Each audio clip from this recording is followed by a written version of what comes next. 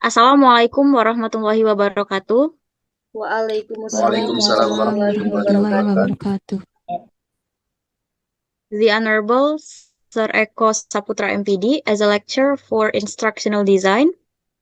We are from the second group, which members are me, Siti Fatima, Doris Juliansyah, Ananda Sakina, Melan Monica, and Anissa Trisna Fitri. We are going to present about Merrill's principle of instruction. So, let's start from the first presenter. The first presenter is Anissa Trisna Fitri. For Anissa, time is yours. Thank you, moderator. I will explain about what are Merrill's instructional design principle.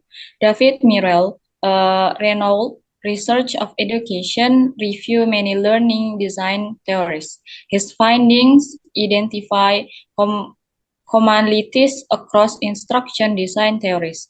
They share belief from the base of his on instructional design theory, Merrill's first principle of structure. Next.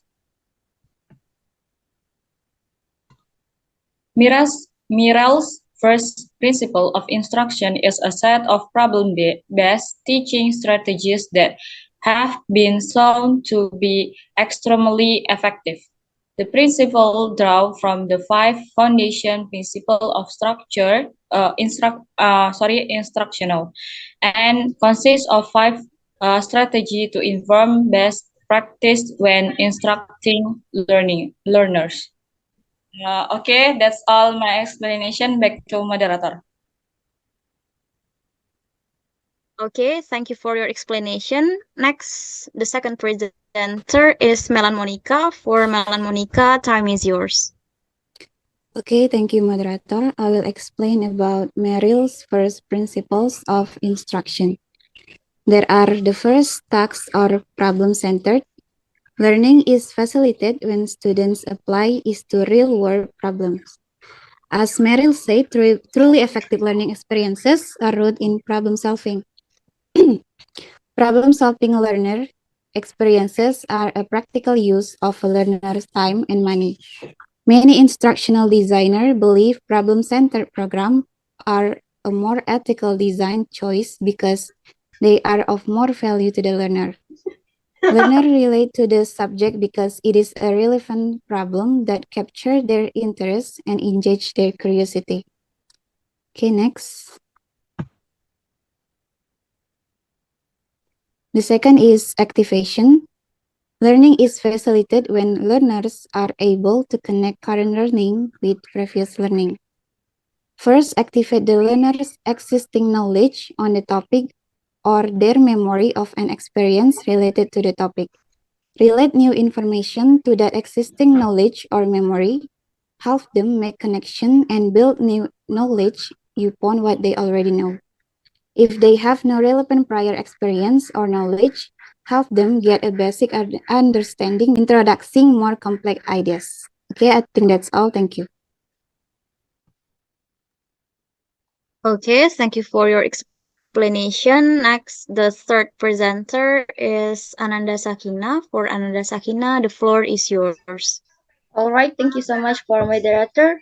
Next is about demonstration or show me. So, learning is facilitated when learners see a practical demonstration of learning to solve the problem. A teacher standing at the head of the class learning on about the lesson will quickly lose learner engagement. Learning must include demonstration of new concepts as well as instruction about them.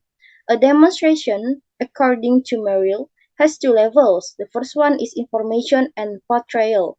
Information demonstration are widely applicable but are generic and abstract, while portrayal demonstrations are not widely applicable but are specific to one case study or situation. It's important to insert there are plenty of portrayal demonstrations during lessons to show learners how to use the new information. And using multiple examples will also aid them in transfer of the flexible application or new learning to new situation. And next is application or let me. So learning is facilitated when learners can use new information in a meaningful way, abstract way. It is unanimous across all learning and teaching theories that using practical applications to solve real world problems make learning meaningful and increase the chance of retention. Multi-choice questions do not count. Multi-choice quizzes and similar surface testing exercises are only testing in memory of recent learning and do not provide an assessment of deep understanding or mastery of the concept. Real, practical, situational application or new learning across several lessons will assist learners in creating meaningful engagement with new learning. Another application strategy includes assessment of procedure, which means letting learners decide what the next step in a procedure will be, then assessing whether or not this was the correct choice. The use of this application and assessment strategy allow the learner to engage with the new learning on an abstract level in a meaningful way. Maybe that's all. Back to moderator.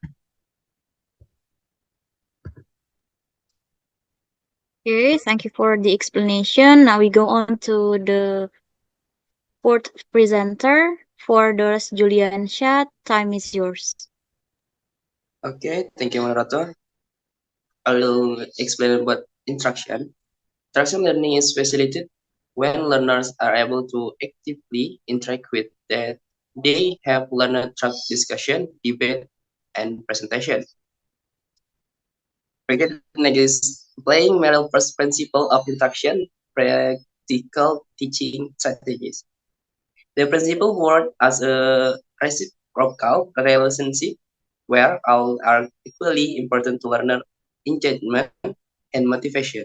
There are many practical ways that teacher can incorporate that strategies into very lesson. Okay, I think enough for me. Back to moderator.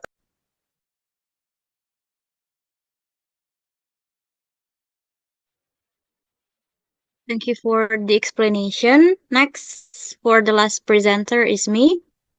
So I will continue about about example of applying Merrill's first principle of instruction or practical teaching strategies. Next slide, please.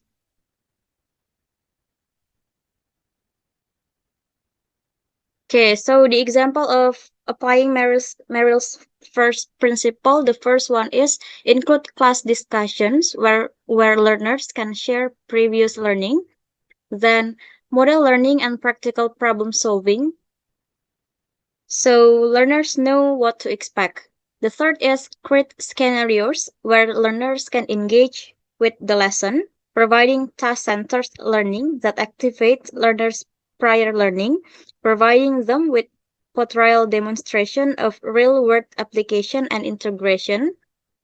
And the fourth is provide plenty of examples that engage the learner, use statistics, stories, metaphors, and analogies to encourage intrinsic motivation.